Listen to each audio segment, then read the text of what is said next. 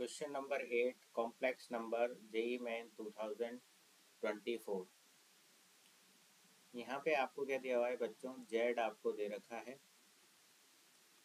1/2 minus 2 iota such that modulus of Z plus 1 is equal to alpha Z plus beta 1 plus iota. वह iota आपको पता है कि square root of -1 होता है। अल्फा बीटा आपका बिलोंग्स टू आर है, यानी कि रियल नंबर है। तो अल्फा प्लस बीटा की वैल्यू आपको फाइंड आउट करके यहाँ पर बतानी है। तो सेकंड रिलेशन यहाँ पे आपको क्या दे रखा है, एक जो इक्वेशन दे रखी है modulus of Z plus 1 that is equal to alpha Z plus beta 1 plus iota.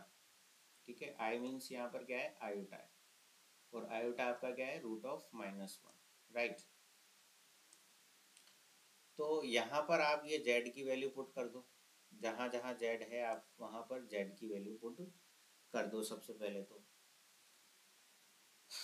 सो यहाँ हो जाएगा 1/2 minus 2 iota plus 1 alpha 1/2 minus 2 iota plus beta 1 plus iota. ठीक है,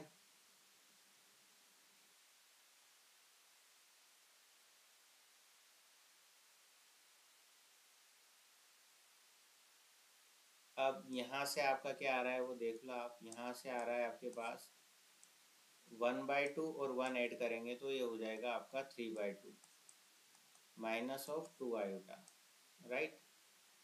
और इधर आपका हो जाएगा अल्फा/2 माइनस ऑफ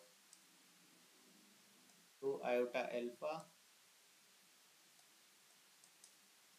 ठीक है, और यहाँ से आ जाएगा बीटा प्लस बीटा आयोटा। तो आयोटा वाली टर्म्स आप एक साथ कर लो और रियल वाली वैल्यूज आप एक साथ कर लो। तो अल्फा/2 प्लस बीटा एक साथ कर दिया आपने, और यहाँ से आपके पास आ जाएगा आयोटा, यहाँ से आ जाएगा बीटा, और यहाँ से आ जाएगा माइनस का 2 अल्फा।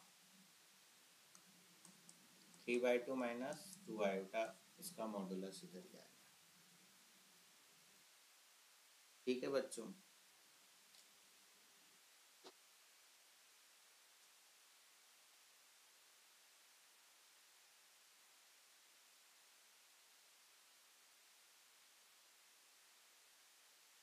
तो ये तो हो गया यहाँ पर आपका रियल पार्ट, और ये हो गया आपका इमेजिनरी पार्ट। ठीक है, इधर तो इस तरीके से ये बन गया आपका PART।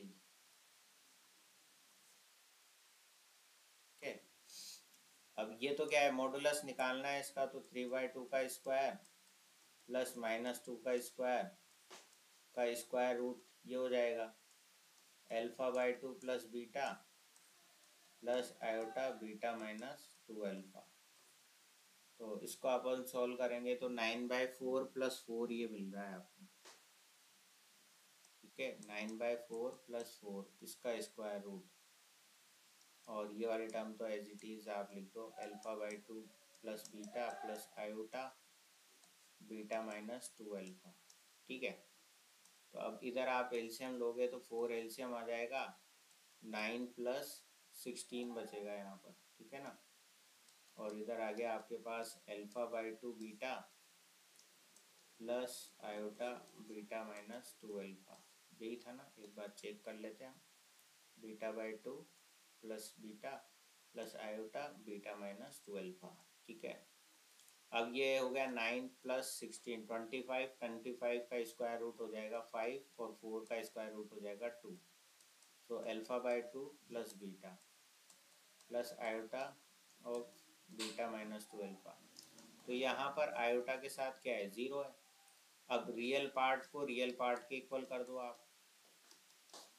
ठीक है, और इमेजिनरी पार्ट को इमेजिनरी पार्ट के इक्वल कर दो। तो यहाँ इमेजिनरी पार्ट क्या है, 0 है। यहाँ रियल पार्ट क्या है, 5/2 है। ठीक है, तो यहाँ से तो बीटा किसके इक्वल आ गया, 2 अल्फा के इक्वल आ गया।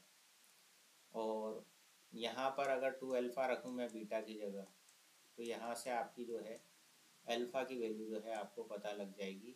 अगर 2 एलसीएम लूँ तो अल्फ़ा प्लस 4 अल्फ़ा ऊपर बनेगा और इधर क्या था 5/2 था, तो इस 2 से 2 कैंसिल हो गया, तो 5 अल्फ़ा इज इक्वल टू 5 यानी कि अल्फ़ा की वैल्यू 1 आ गई।